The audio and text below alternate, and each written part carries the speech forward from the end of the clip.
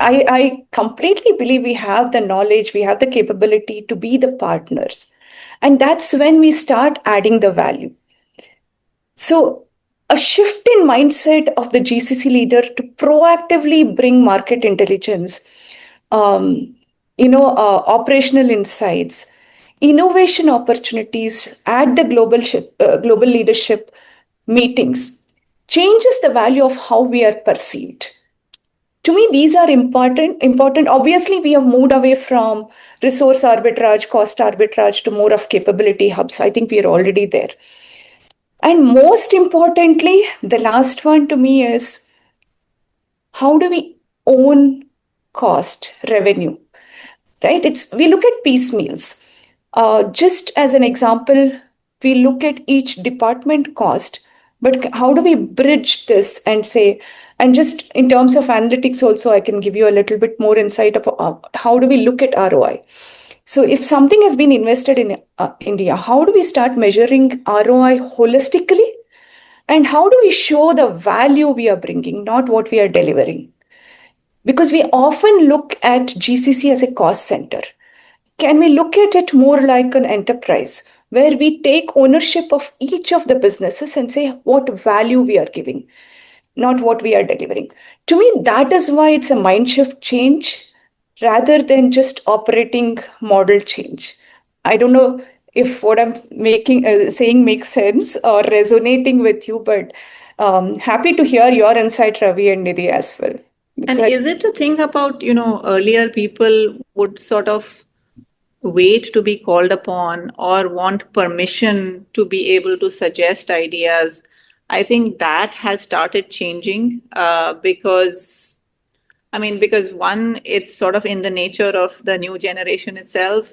Two, there definitely needs to be a top-down, not a mandate, but a feeling that, we are capable, we can do it. If you have ideas, put them on the table and don't shy away from it. And at the same time, having that dialogue with the mothership, so to speak, that that there are innovations and ideas coming from here that can make a significant change. And I think in as you talked about that co-location, right? I think people who come from the headquarters, they just find the Indian ecosystem so vibrant because one, people are in their seats. There's so many of them. There is youth, there is energy and ideas, and which is the perfect, petri dish for things to start happening.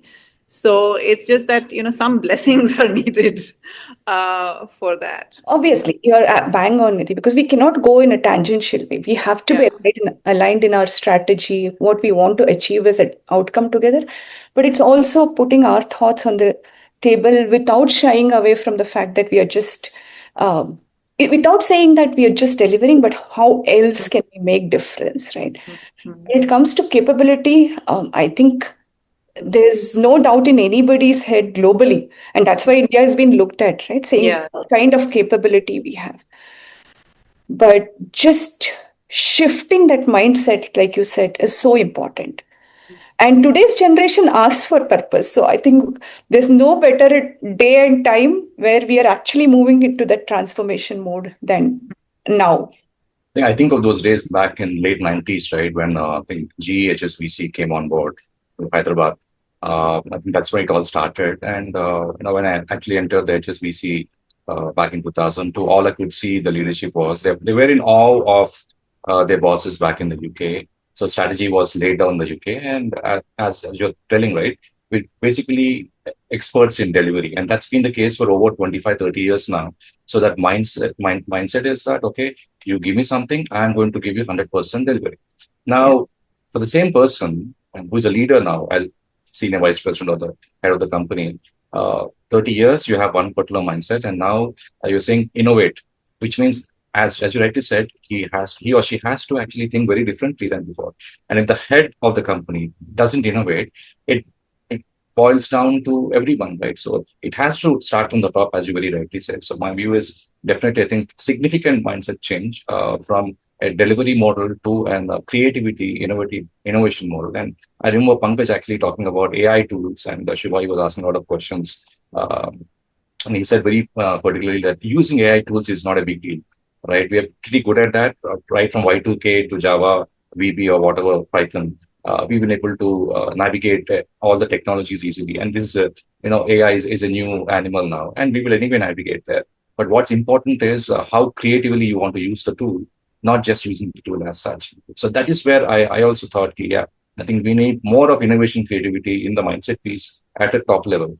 That will actually help drive very, very differently our enterprises. So that's my view. Yeah. And Ravi, humbleness to say that, Ravi, you are probably an expert at it. Tell me the ideas, right? And not shut you down. Because Absolutely. I think a lot of youngsters have brilliant idea. They're very creative. They're purpose driven. They understand. They are I mean, we were not even digital first. They are AI first. They're born in that era. So they understand, right? Just hearing from them and giving that platform makes a lot of difference.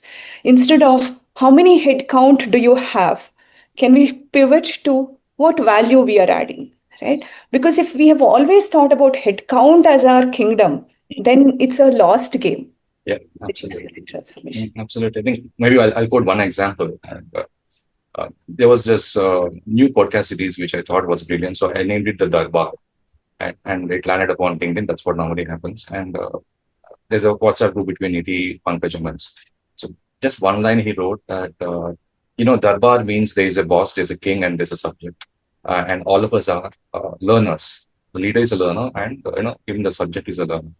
So when I read it, I took some time to understand where is he coming from. So he's saying the leader is a learner. The reportee, as you rightly said, the youngsters are also learners. And there's equality over there. So that is where, when I see him interacting with a lot of youngsters across the board, his ideas are very, very fresh because every day he's speaking to two people now. And obviously, I think that is something which every leader has to do. He or she has to interact with the youngsters to understand where they're coming from because they have fresh ideas that they have. If they can pick up one or two, I think there's a huge transformation which can actually happen.